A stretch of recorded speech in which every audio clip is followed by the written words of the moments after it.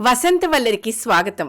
ఇవాల్టి వసంతవల్లరిలో సుప్రసిద్ధ కథా రచయిత ప్రవాస భారతీయులు శ్రీ అనిల్ ఎస్ రాయల్ గారి కథ మరపురాని కథ వింటారు.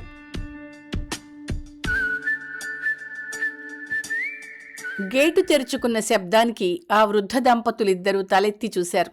ఓ యువకుడు లోపలికి అడుగుపెట్టి తిరిగి గేటు వేస్తున్నాడు. మీకోసమే అనుకుంటా అంటూ లేచి పనున్నట్టు ఇంట్లోకి వెళ్ళిందామె. విశాలమైన వరండాలో ఆయనొక్కడే మిగిలాడు. పండుటాకులా ఉన్నాడాయన. కనబడని భారమేదో మోస్తున్నట్టు భుజాలు కిందికి ఉంగిపోయి ఉన్నాయి. కళ్లలో కాంతి పుంజాలకి బదులు బాధేదో కదలాడుతోంది. చేతిలో బాగా నలిగిపోయిన పాత పుస్తకం ఉంది. 24వ పేజ్ చదువుతున్నాడప్పుడు. ఎదురుగా కాఫీ టేబుల్. దాని మధ్యలో ఉన్న రేడియో క్లాక్ తేదీతో సహా సమయాన్ని చూపిస్తోంది. అందులో గురువారం ఉదయం 9 గంటలయింది. యువకుడు నేరుగా వృద్ధుడి వద్దకు నడిచాడు. పుస్తకం మూసేసి టేబుల్ మీద పెడుతూ అడిగాడాయన. ఎవరు బాబూ నువ్వు? ఏం కావాలి? యువకుడు బదులివ్వకుండా ఆయన పక్కనున్న కుర్చీలో కూర్చున్నాడు. అతడికేసి పరీక్షగా చూశాడాయన. 35కి అటూ ఇటుగా ఉన్నాడతడు. ముఖంలో కారుణ్యం కనిపిస్తోంది. గుర్తుపట్టలేదా?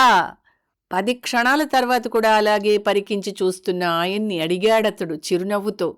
ఎవరిని గుర్తుపట్టేది? నిన్న ఎప్పుడు చూడలేదే అన్నాడాయన కొంచెం విసుగ్గా. ప్రయత్నించండి, గుర్తుకు రావచ్చు. బాబూ, నువ్వెవరో గాని నా గురించి ఏమీ తెలీదనుకుంటా. నేనేదైనా ఓసారి చూస్తే జన్మలో మర్చిపోను. హైపర్ థైమీషియా పేరెప్పుడన్నా విన్నావా? నా కండిషన్కి వైద్యులిచ్చిన పేరది. చూసిన ప్రతి విషయమూ కళ్ళకి కట్టినట్టు గుర్తుంటుంది నాకు. ఒక తేదీ తలుచుకుంటే ఆనాడు నాకెదురైన సంఘటనలన్నీ చిన్న చిన్న వివరాలతో సహా ఆటోమేటిక్గా గుర్తొచ్చేస్తాయి. కొందరు డాక్టర్లు దీన్నో అద్భుత శక్తి అన్నారు. ఇంకొందరు ఇదో అంతుపట్టని వ్యాధి అన్నారు. ఎవరేమన్నా దానివల్ల నేను అనుభవించే క్షోభ మాత్రం ఎవ్వరికీ అర్థం కాదు విసురుగా చెప్పాడాయన. నిజమే, హైపర్ థైమీషియా ఉన్నవాళ్లకి మాత్రమే ఆ బాధ అర్థమవుతుంది. ప్రపంచంలో అలాంటి వారు 20 మందికి మించి లేరు. వృద్ధుడు ఆశ్చర్యంగా చూశాడు. ఓహ్, నీకు దాని గురించి తెలిసేమిటి? కొంపదీసి నీకు ఆ జబ్బుందా అన్నాడు. ఈసారి ఆయన గొంతులో విసుగులేదు. లేదండి, కాని దాని గురించి కొద్దిగా తెలుసు. మెదడుకు సంబంధించిన ఈ కండిషన్ని హైలీ సుపీరియర్ ఆటోబయోగ్రఫికల్ మెమొరీ అని కూడా అంటారు. ఇది ఉన్నవాళ్లు చూసిన ప్రతి విషయాన్ని గుర్తుంచుకోవడమే కాదు, తలుచుకున్న వెంటనే ఆ సన్నివేశాలు మళ్లీ తమ కళ్ళెదురుగా కనిపిస్తున్న అనుభూతికి గురవుతారు. దీనివల్ల కొన్నిసార్లు ప్రస్తుతానికి గతానికి తేడా తెలుసుకోలేని గందరగోళంలో పడిపోతారు. ఈ జబ్బుకి చికిత్స లేదు.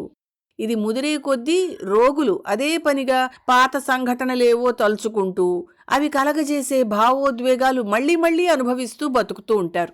సరిగ్గా చెప్పావు. అయితే బతుకుతుంటారు అని కాదు, అనుక్షణము నరకయాతన అనుభవిస్తూ ఉంటారు అంటే వాస్తవానికి దగ్గరగా ఉంటుంది. అదే పనిగా గుర్తు చేసుకుని ఆనందించడానికి మనుషులకన్నీ మధుర జ్ఞాపకాలే ఉండవుగా, మరిచిపోవాలనుకునేవి ఉంటాయి. నాకు ఉన్నాయి అలాంటివి.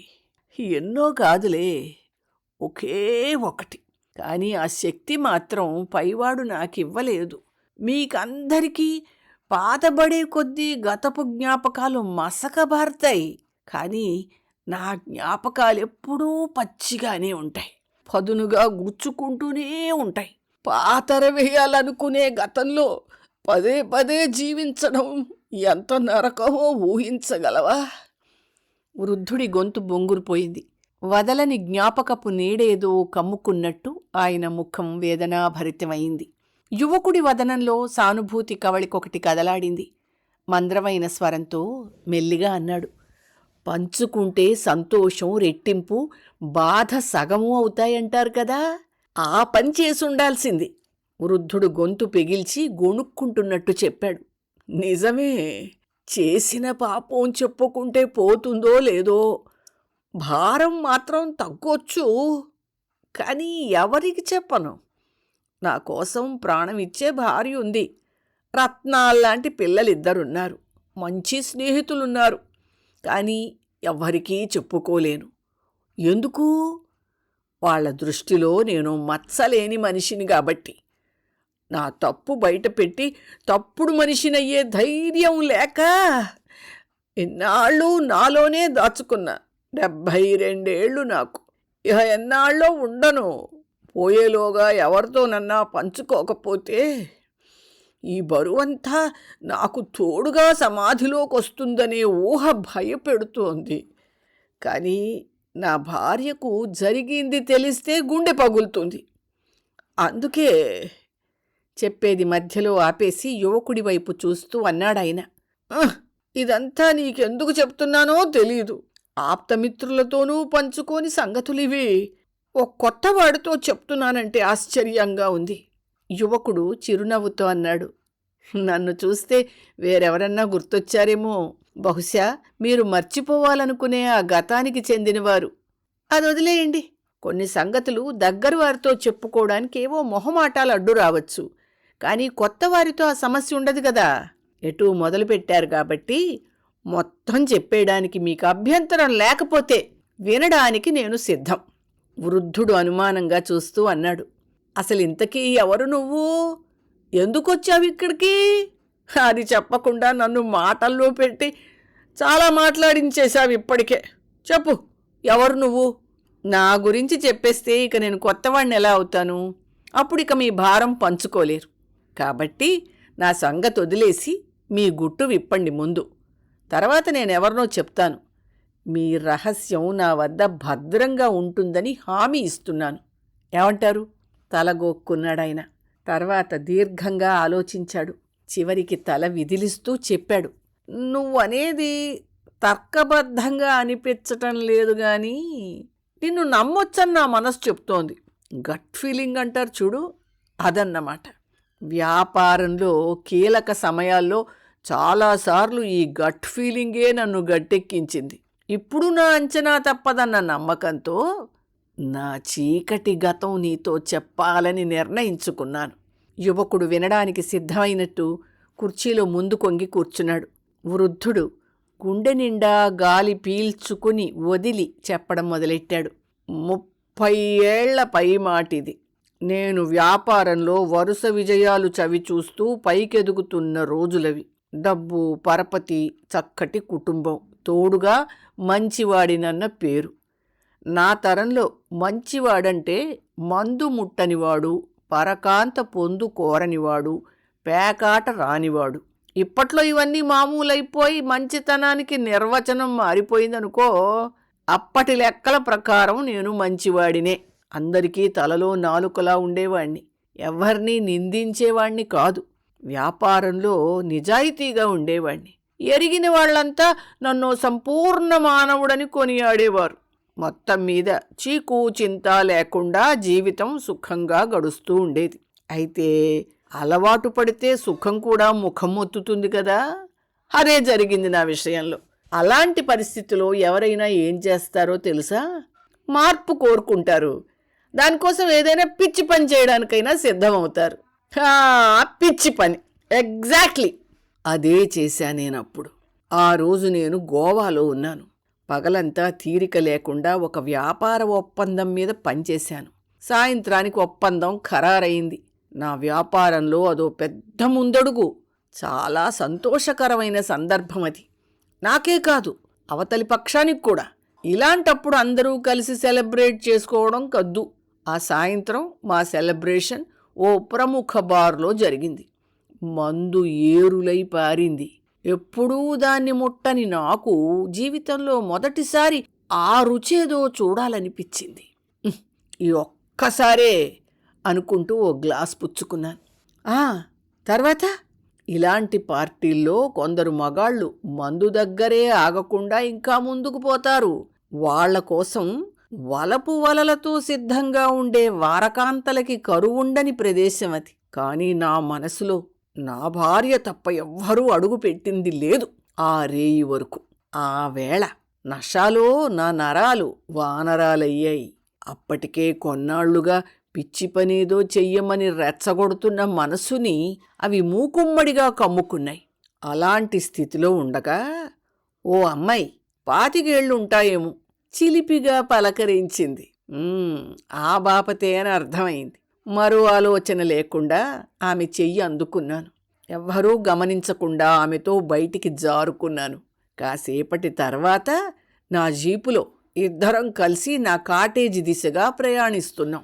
"ఆ, ప్లీజ్ కంటిన్యూ." బిజినెస్ ట్రిప్ కోసం వెళ్ళినప్పుడు నగరాల్లో విలాసవంతమైన హోటళ్లలో కాకుండా జనావాసం తక్కువగా ఉండే ప్రాంతాల్లో ఉండడానికి ఇష్టపడేవాణ్ణి. ప్రకృతి ఒడిలో సేదదీరడం అంటే నాకు చాలా ఇష్టం. ఆ ట్రిప్పులో కూడా అలాగే సమీపంలో ఉన్న అడవిలో ఓ కాటేజ్ తీసుకుని ఉన్నాను. అక్కడికే తీసుకెళ్తున్నాను ఆమెని. అర్ధగంటలోపే అడవిలో ప్రవేశించాం. ఇరుకు రహదారి మీద దాదాపు వాహన సంచారం లేదు. చుట్టూ చీకటి. హెడ్లైట్ల వెలుగులో రోడ్డొక్కటే కనిపిస్తుంది. సాధారణంగా అతి జాగ్రత్తగా బండి నడిపే నేను ఆ రాత్రి మాత్రం మితిమీరిన వేగంతో వెడుతున్నాను. ఆమె తన సంగతులేవో చెబుతోంది. ఎప్పుడెప్పుడు కాటేజు చేరదామా అన్న ఆత్రంలో ఆమె మాటలు అన్యమనస్కంగా వింటూ డ్రైవ్ చేస్తున్నాను. అప్పుడు జరిగిందది. యువకుడి స్పందన కోసం అన్నట్టు ఆగాడాయన. అతడు కానీయండి అన్నట్టు చూడ్డంతో కొనసాగించాడు. ఉన్నట్టుండి గాల్లోంచి ఊడిపడ్డట్టు రోడ్డు మధ్యలో కనబడింది ఆ జంతువు. అడవి పంది. హెడ్లైట్ల కాంతికి దాని కళ్ళు బైర్లు కమ్మేయో ఏమో, దిమ్మెరిపోయి అక్కడే పాతేసినట్టు నిలబడిపోయింది. మామూలుగానైతే దాని పక్క నుండి జీపు పోనివ్వడానికి తగిన సమయమే ఉంది. కానీ మద్యం మత్తులో ప్రతిస్పందించడానికి మామూలు కన్నా ఎక్కువ సమయం పట్టింది. అసంకల్పితంగా ఆఖరి క్షణంలో సడన్ బ్రేకు వేశాను. జీపు కీచుమనే శబ్దం చేస్తూ రోడ్డు మించి జారిపోయి 10 మీటర్ల దూరం అలాగే ప్రయాణించి ఆగిపోయింది. ఈ హఠాత్ సంఘటనకి నా ఒళ్ళంతా వణికిపోయింది. కాసేపు స్టీరింగ్ పట్టుకుని అలాగే కూర్చున్నాను. స్థిమితపడే సమయానికి మత్తు పూర్తిగా దిగింది. అప్పుడు చూస్తే పక్క సీట్లో ఆమె లేదు. ఏం జరిగిందో తెలుసా? అది ఓపెన్ టాప్ జీప్ అయి ఉంటుంది. సడన్ బ్రేక్ వేసేసరికి ఆమె ఎగిరి బయటపడిపోయి ఉంటుంది. Good guess. అక్కడుండి చూసినట్టే చెప్పావే. జరిగిందదే. గాభరాగా జీపు దిగి గ్లౌ కంపార్ట్మెంట్లోంచి టార్చి లైట్ తీసుకుని వెదకడం ప్రారంభించాను. ఎక్కువగా వెదికే పని లేకుండానే కనపడిందామె. 10 అడుగుల వెనక రోడ్డు పక్కనున్న తుప్పల్లో పెద్ద కొండరాయి పైన వెల్లకిలా పడుంది. తల వెనుక కపాలం పగిలిపోయింది. రక్తం ధారగా కారిపోతోంది. శ్వాస సరిగా పీల్చుకోలేక ఆమె ఛాతీ ఎగిరెగిరి పడుతోంది. మాట్లాడే శక్తి లేక నాకేసి దీనంగా చూస్తోందామె. వెంటనే ఆసుపత్రికి తీసుకెళ్ళకపోతే బతికే అవకాశాలు లేవని అర్థమైపోయింది. అప్పుడేం చేశానో తెలుసా? ఏం చేశారు? ఏమీ చేయలేదు. జీపులో వచ్చిన దారినే వెనక్కెళ్ళితే 15 గంట దూరంలోనే ఆసుపత్రి ఒకటి ఉంది. కానీ అక్కడికి తీసుకెడితే ఆమె ఎవరు, తనతో నాకేమి పని, ఇలాంటివన్నీ బయటకు వస్తాయి. అప్పుడు నా పరువు ఏంగాను? ఆ విషయం బయట పెడితే నా భార్య తట్టుకోగలదా? అందుకని ఆసుపత్రికి తీసుకెళ్లే ఆలోచన మానుకున్నాను. అలాగని ఆమెను అక్కడే వదిలేసి నా దారిన నేను వెళ్ళలేకపోయాను. మిగిలినది నేను చెయ్యగలిగింది ఒక్కటే. యువకుడు కళ్ళార్పకుండా చూస్తున్నాడు. వృద్ధుడు కొనసాగించాడు. ప్రార్థన చేశాను. ఇతరులెవరో చూసి కాపాడే ప్రయత్నం చెయ్యకముందే ఆమె చనిపోవాలని నేను నమ్మే దేవుళ్ళందరినీ పేరు పేరునా కోరుకున్నాను. అలాగైతేనే నా గుట్టు బయటపడకుండా ఉంటుంది. ఆమె పక్కనే మోకరిల్లి 1 గంట సేపు ప్రార్థించాను. నా జీవితంలోని అతి దీర్ఘమైన 60 నిమిషాలవి. అంతసేపు ఆమె చిత్రవధ అనుభవిస్తూ వేడుకోలు నిండిన కళ్ళతో నా ముఖంలోకి చూస్తూనే ఉంది. సరిగ్గా 61వ నిమిషంలో ఆ కళ్ళలో వెలుగు ఆరిపోయింది. ఆమె ఛాతీ ఆఖరుసారిగా ఎగిరిపడి నిశ్చలమైపోయింది. ఆ క్షణంలో నన్ను గొప్ప ఉపశమనం ఆవరించింది. చివాలున పైకి లేచి జీపెక్కి కాటేజీ దిశగా సాగిపోయాను. ఆమెతో నన్నెవ్వరూ చూడలేదు కాబట్టి నా వద్దకి ట్రేస్ చేయలేరన్న ధీమా ఓ పక్క, ఓ పడుపు గత్తె మృతిపై విచారణ జరిపే తీరిక గోవా పోలీసులకు ఉండదన్న నమ్మకం ఇంకో పక్క ఉన్నా ఎటు తిరిగి ఎటొస్తుందోనన్న భయం మరో పక్క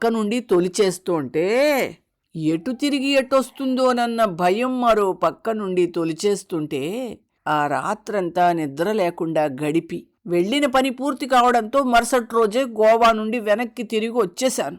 ఆ రాత్రి జరిగింది మాత్రం ఎవరితోనూ చెప్పలేదు. అవునా? ఎస్. కాని ఎంత ప్రయత్నించినా ఆ రాత్రి నా తలపుల నుండి తొలగిపోలేదు. కాపాడమని మౌనంగా అర్థిస్తున్న ఆ కళ్ళు గుర్తుకురాని రోజు లేదు. జీపులో ప్రయాణిస్తుండగా ఆమె చెప్పిన తన 5 ఏళ్ల కొడుకు కబుర్లు, వాడికో మంచి బతుకునియ్యాలనే తన తపన, నేను సగమే విని వదిలేసిన మాటలు నన్నిప్పుడు వదలకుండా వెంటాడుతున్నాయి. వ్యాపారంలో తలమునకలై ఉన్న రోజుల్లో ఈ జ్ఞాపకాల బారి నుండి కొంతైనా తప్పించుకోగలిగేవాణ్ణి. బిజినెస్ పిల్లలకు అప్పగించి పక్కకి తప్పుకుని 12 ఏళ్లయింది. తీరికెక్కువ కావటానో, వయస్సుతో పాటు హైపర్థైమీషియా ముదరడం మూలానో ఈ 12 ఏళ్లుగా ఆ దృశ్యం అనునిత్యమూ కళ్ళలో కదులుతూ చిత్రహింసలు పెడుతోంది. ఎప్పుడా జ్ఞాపకం తలుపు తడుతుందో తెలీదు. వెంటనే ఆ రాత్రిలోకి జారిపోతాను. ఆ సన్నివేశంలో మళ్ళీ మళ్ళీ జీవిస్తాను.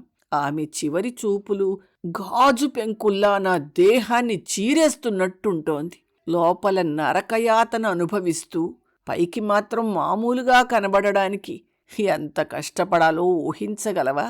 ఆమె కొడుకు తరచూ నా కల్లోకొచ్చి తన తల్లిని ఎందుకు చంపానని నిలదీస్తుంటాడు. అటు ఇటుగా నీ వయసులోనే ఉంటాడేమో. బహుశా నిన్ను చూస్తే అతడు నా అంతశ్చేతనలో మెదిలాడో ఏమో. ఎవరికీ చెప్పని రహస్యం నీ ముందు విప్పడానికి అది ఓ కారణమేనేమో. ఏదేమైనా ఇప్పుడు నా మనస్సు తేలికపడింది. ఈ మాత్రానికే నా పాపమేమీ తొలగిపోదు. కానీ 30 ఏళ్లకి పైగా మోసిన భారం నుండి విముక్తుడైనట్టుంది. ఆమె కొడుకే నా ఎదురుగా ఉన్నాడనుకుని అడుగుతున్నాను. నన్ను క్షమిస్తావా బాబూ? వృద్ధుడి గొంతు గాద్గదికమైంది. అన్నాళ్లుగా అదిమిపట్టిన శోకాన్ని ఇంకేమాత్రం ఆపుకోలేనట్టు పెద్దగా రోదిస్తూ చేతుల్లో ముఖం దాచుకున్నాడు. యువకుడు మౌనంగా ఆయన్ని చూస్తూ ఉండిపోయాడు.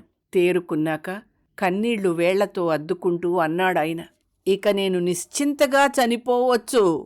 నీ రుణం ఎలా తీర్చుకోవాలో తెలీదు బాబూ. అప్పుడు నోరు విప్పాడా యువకుడు. రుణం తీర్చుకోవలసింది మీరు కాదంకుల్, నేను. అలాగే మిమ్మల్ని నేను క్షమించడం కాదు, మీరే నన్ను క్షమించాలి. వృద్ధుడు ఆశ్చర్యంగా చూశాడు. ఏమిటి బాబూ నువ్వనేది? మీ రహస్యం చెప్పేశారు కదా, నాది చెప్తాను వినండి అంటూ చెప్పడం మొదలుపెట్టాడా యువకుడు. 10 ఏళ్ల నాటి సంగతి. నేను సాఫ్ట్వేర్ ఉద్యోగంలో చేరిన తొలి ఏడాది. నా 10 గంటలు మధ్యాహ్నం 4 నుండి అర్ధరాత్రి వరకు ఉండేవి. ఓ రాత్రి ఆఫీసులో ఉండగా 10:30 ప్రాంతంలో ఇంటికి అర్జెంటుగా రమ్మని ఫోనొచ్చింది. నెలలు నిండిన నా భార్యకి నొప్పులు ప్రారంభమయ్యాయట. ఇంట్లో తానొక్కతే ఉంది. సన్నిహితులెవరూ సమీపంలో లేరు. వెంటనే బయలుదేరాను. భార్యకి సెల్ఫోన్లో ధైర్యం చెప్తూ వేగంగా బైకు పోనిస్తూ ఓ ఇంటర్సెక్షన్లో రెడ్ లైట్ పట్టించుకోకుండా క్రాస్ చేశాను. అట్నుండి వేగంగా వస్తున్న కారు సడన్ బ్రేక్ వేసిన శబ్దానికి పరధ్యానంలోంచి బయటపడి చూసేసరికి ఆ కారు అదుపు తప్పి సిగ్నల్ పోస్టుకి గుద్దుకుని ఆగిపోయింది. నేను వెంటనే బైక్ ఆపి దిగి కారు వైపు పరిగెత్తాను. అందులో డ్రైవింగ్ సీట్లో మీరున్నారు. ఓఫ్! ఆ రోజు బైకు మీద వెడుతున్నది నువ్వా? నీ ముఖం చూడకపోవడంతో గుర్తుపట్టలేకపోయాను అన్నాడాయన. నేను చూసేసరికి మీరు స్పృహలో లేరు. వెంటనే హాస్పిటల్కి తీసుకెళ్లడం మనిషిగా నా కర్తవ్యం. మరోపక్క నా భార్యని పట్టించుకోవాల్సిన బాధ్యత. ఎటూ తేల్చుకోలేకపోయాను. చివరికి కృతజ్ఞతాభావాన్ని బంధం జయించింది. మీ కార్ నంబర్ నోట్ చేసుకుని అటుగా పోయే ఎవరో ఒకరు మిమ్మల్ని ఆదుకుంటారన్న నమ్మకంతో వేగంగా ఇంటికెళ్ళిపోయాను. సమయానికి నా భార్యని ఆసుపత్రికి తీసుకెళ్లగలిగాను. ఆ రాత్రే మాకు అబ్బాయి పుట్టాడు, మా తొలి సంతానం. చాలా సంతోషం బాబూ అన్నాడు ఆ వృద్ధుడు ఆనందం నిండిన వదనంతో. కాని తండ్రినైన సంతోషం కన్నా నన్ను కాపాడబోయి ప్రమాదానికి గురైన మిమ్మల్ని పట్టించుకోకుండా వెళ్ళిపోయానన్న గిల్టీ ఫీలింగ్ చాన్నాళ్లు వెంటాడింది.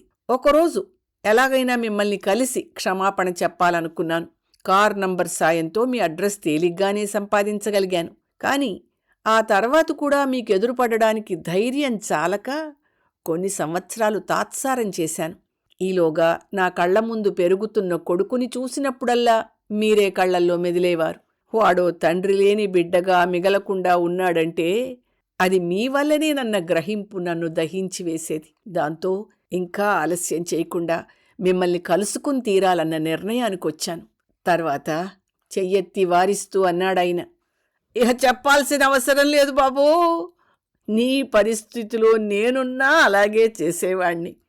30 ఏళ్లుగా అపరాధ భావన కడుపులో దాచుకుని కుమిలిపోయిన వాణ్ణి. 10 ఏళ్లపాటు నీవెంత బాధపడ్డావో అర్థం చేసుకోగలను. అంతకాలం ఆగకుండా ముందే కలిసి ఉండాల్సింది. తప్పుగా అర్థం చేసుకున్నారు అంకుల్. 10 ఏళ్లపాటు బాధపడ్డానని నేనెప్పుడు చెప్పాను? మరీ తటపటాయింపుతో తాత్సారం చేసింది 3 ఏళ్లే. నేను మిమ్మల్ని 7 ఏళ్ల కిందటే కలిశాను. మీ రహస్యం ఆ రోజే తొలిసారిగా విన్నాను. అప్పటి నుండి ప్రతి గురువారమూ మళ్లీ మళ్లీ వింటున్నాను. 7 ఏళ్లుగా. అర్థం లేకుండా మాట్లాడుతున్నావా బాయ్? వృద్ధుడి గొంతు అయోమయంతోనూ అందులో నుండి తన్నుకొచ్చిన ఆవేశంతోనూ వణికింది. నిజం అంకుల్, ఆ రాత్రి నన్ను కాపాడే ప్రయత్నంలో మీ తలకి గాయమయింది. సకాలంలో చికిత్స అందకపోయేసరికి మెదడు లోపలుండే టెంపోరర్ లోబ్లో రక్తం గడ్డకట్టింది. దాంతో మీకు షార్ట్ టర్మ్ మెమరీ లాస్ వచ్చింది. అప్పట్నుండి గంట క్రితం జరిగిన సంగతులు ఏవీ మీకు గుర్తుండవు. Non sense! 30 ఏళ్ల కిందటి విషయాలే అంత బాగా గుర్తుంటే గంట క్రితం సంగతులు ఎందుకు మర్చిపోతాను? పాత విషయాలు ఆల్రెడీ మీ లాంగ్ టర్మ్ మెమరీలో నిక్షిప్తమైపోయాయి. వాటికే సమస్య లేదు. యాక్సిడెంట్ తర్వాతి విషయాలే మీకు జ్ఞాపకం ఉండనివి. నేను నమ్మను. ఈ విషయం నువ్వు చెప్తే తప్ప నాకు తెలియకపోవడం ఏమిటి?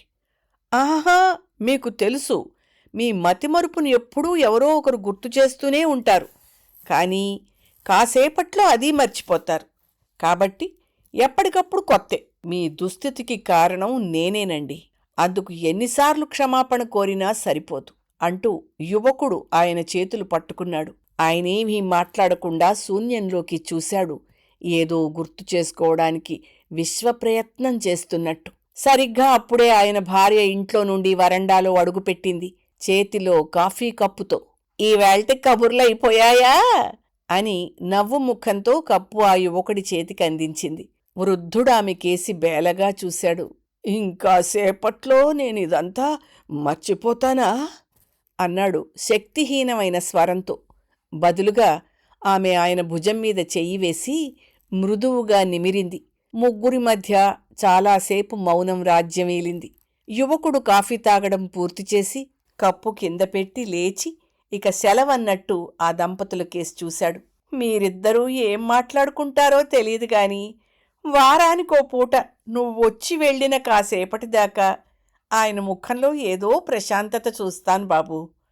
ఆ తర్వాత మళ్లీ గురువారం ఎప్పుడొస్తుందని ఎదురుచూస్తాను. వచ్చేవారం కూడా తప్పకుండా వస్తావుగా బాబూ? కళ్ళు తడిబారుతుండగా అడిగిందామె. అలాగే అన్నట్టు తలాడించి బయటికి నడిచాడా యువకుడు. అతడు వెళ్లేదాకా దంపతులిద్దరూ అటే చూస్తూ ఉండిపోయారు. నిమిషం గడిచాక ఆవిడో నిట్టూర్పు విడిచి ఖాళీ కప్పు తీసుకుని కళ్ళు తుడుచుకుంటూ ఇంట్లోకి నడిచింది. వృద్ధుడు కాఫీ టేబుల్ మించి పుస్తకం అందుకుని అట్టమీది బొమ్మనోసారి తేరిపారా చూశాడు. తర్వాత మొదటి పుట తెరిచి చదవడం ప్రారంభించాడు.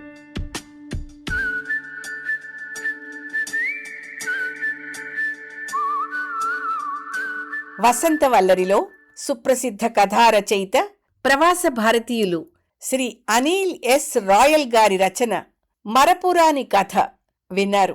ఈ కథ 2014 జూలై 20 నాటి ఆంధ్రజ్యోతిలో ప్రచురితమైంది.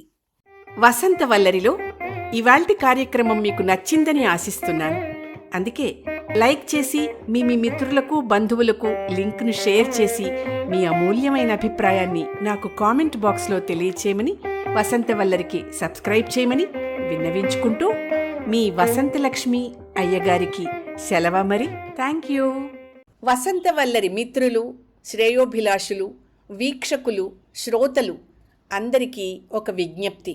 గతంలో లాగానే ఎప్పటికప్పుడు నా కథలను విని స్పందన తెలియచేయమని కోరుతూ, నేను చదివిన కథ మీకు బాగా నచ్చినట్టయితే తప్పకుండా హైప్ ఆప్షన్ నొక్కి నన్ను ప్రోత్సహిస్తారు కదూ.